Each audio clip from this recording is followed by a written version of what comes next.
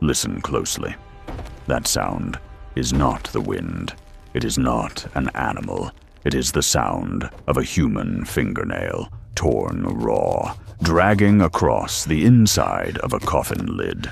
300 years ago, in the village of Saint-Cloud, France, a priest heard it. He was blessing a fresh grave when the earth beneath his feet trembled. Then came the scream, not from above ground, from 6 feet below. When they dug, they found the coffin splintered from within. The woman inside, Marie-Anne Lefebvre, age 28, had shattered 3 ribs clawing at the lid. Her eyes wide open, frozen not in death, but in the final silent second before suffocation. She had been declared dead at dawn. She woke up buried at noon. This was not a tragedy of one woman. This was a pandemic of the mind. A disease so cruel. It didn't kill you. It made the world kill you instead. And the most terrifying part, it never really went away. Imagine this. You're sitting at your kitchen table, drinking tea, laughing with your sister. Then a flicker, like a candle snuffed by an invisible hand. Your limbs go heavy, not painful, heavy, as if filled with wet sand. You try to speak, nothing. You try to blink, nothing. Your body has locked, but your mind is screaming. This is catalepsy, not sleep, not coma, a neurological hijacking. Your brainstem, the ancient part that controls breath and pulse, slams into standby mode. Your body temperature plummets to 86 degrees. Skin turns waxy, lips blue. A doctor places a mirror to your lips. Nothing. He checks your wrist. No pulse. He lifts your arm. It stays frozen in the air like a department store mannequin. To every test available in 1790. You are dead. But inside, you hear the doctor say, "Notify the family." You feel the cold sheet pulled over your face. You smell the formaldehyde as they wheel you toward the morgue, and you cannot move a single muscle to stop them. This wasn't rare. In 18th century Europe, physicians estimated 1 in 500 corpses showed signs of premature burial. In plague zones, 1 in 50. Your body didn't betray you.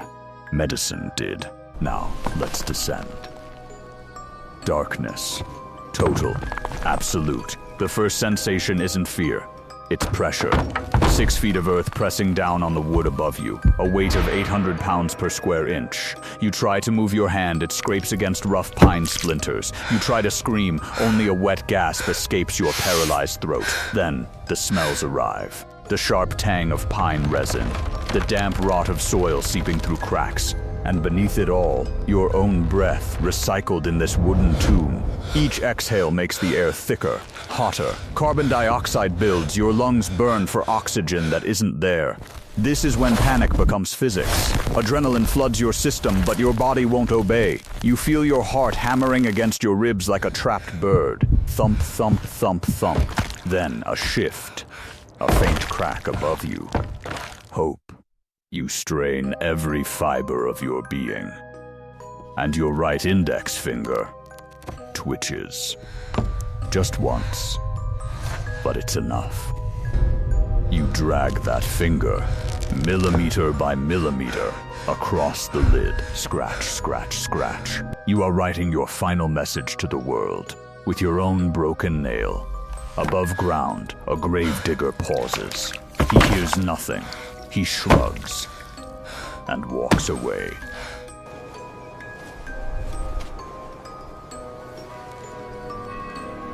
The earth is sealing your fate, and in that darkness your last thought isn't of God. It's of the sunlight you'll never feel again. Why did this horror peak during plague years? Because terror has a math all its own. In 1665, London, 100,000 died in 18 months. Gravediggers worked 20-hour shifts. Bodies piled up faster than lime pits could be dug. Doctors weren't healers anymore. They were triage officers in a war against the invisible. A man collapses in the street, feverish, stiff, cold to the touch, dead. No mirror test, no waiting period. Wrap him, cart him, bury him before sunset. Because if he is plague-ridden, every minute he lies unburied risks 10 more lives. But here's what they didn't know. Plague bacteria, Yersinia pestis, doesn't just attack the lungs, it floods the bloodstream, triggering septic shock, which can induce cataleptic states.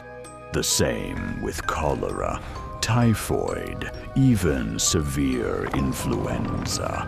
The body, overwhelmed, shuts down to survive. But to a rush doctor in a plague mask, shutdown looks identical to death. And so, the cataleptic were buried alongside the truly dead. Not out of malice. Out of necessity. A horrific bargain. Sacrifice the few who might still live, to save the many who still breathe. We call it progress, but in those mass graves, how many were still conscious when the dirt hit their coffins?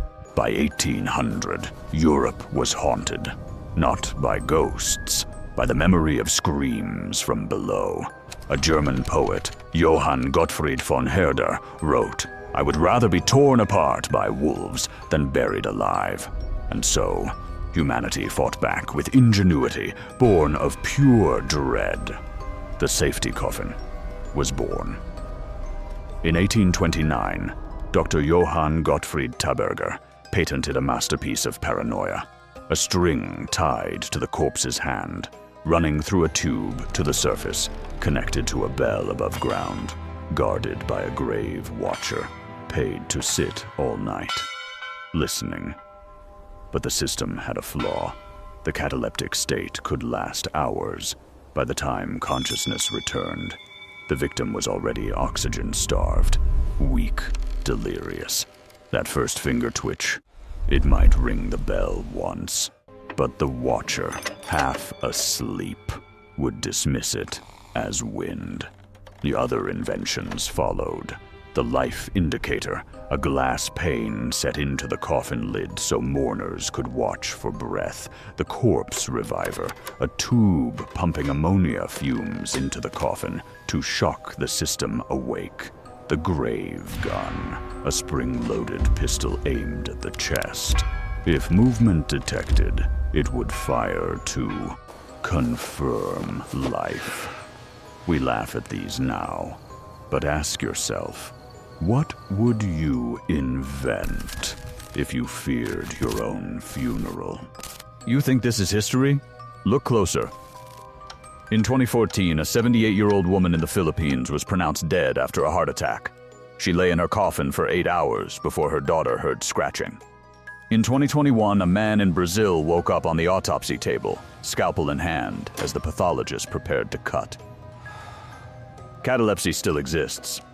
We call it catatonia now, or psychogenic unresponsiveness, but the mechanism is identical. A brain that looks dead, while consciousness remains trapped inside. Modern medicine has safeguards, EEG monitors, pulse oximeters, mandatory waiting periods. But in ERs during crises, during pandemics, when resources collapse, the old math returns. Rush, triage, bury the ambiguous to save the certain. In 2020, during the peak of COVID in Italy, doctors faced impossible choices. Who gets the ventilator? Who gets declared do not resuscitate? We tell ourselves we're civilized now. But strip away the technology, and we're still that gravedigger, walking away from a faint scratch in the dark. There's a story they tell in Transylvanian villages. Not about vampires, about the knockers. Elderly villagers claim that on still nights, if you press your ear to certain graves, you can hear it. Not the roots of trees, not settling earth. Fingertips against wood. They say these aren't ghosts. They're the cataleptic. Souls trapped not in purgatory, but in the memory of their final terror. Science dismisses this as folklore. But I ask you, what if trauma doesn't just scar the mind? What if it scars the earth itself? Every time we buried someone alive, we didn't just kill a body, we buried a scream. And screams have weight. They sink into soil. They echo in stone. They wait. You can dismiss this as superstition. But tonight, when you lie in bed, and the house settles with a soft creak, ask yourself, is that the wind? Or is it the sound of someone still trying to get out? Death is not a switch, it is a dimmer, a slow fade from light to dark. And in that fading, there is a space, a terrible, beautiful, horrifying space, where the body rests, but the self remains, listening, feeling, waiting for a hand to reach down and pull them back. We built hospitals to conquer death, but we never conquered our fear of it, and fear makes us rush. Fear makes us seal doors. Fear makes us shovel dirt faster than we should. The disease didn't bury them alive. We did. With our haste, with our terror, with our certainty that silence means goodbye. So the next time you visit a cemetery, don't just walk past the graves. Stop, kneel, press your palm flat against the earth, and listen. Because somewhere beneath your feet, beneath all our history, they are still knocking.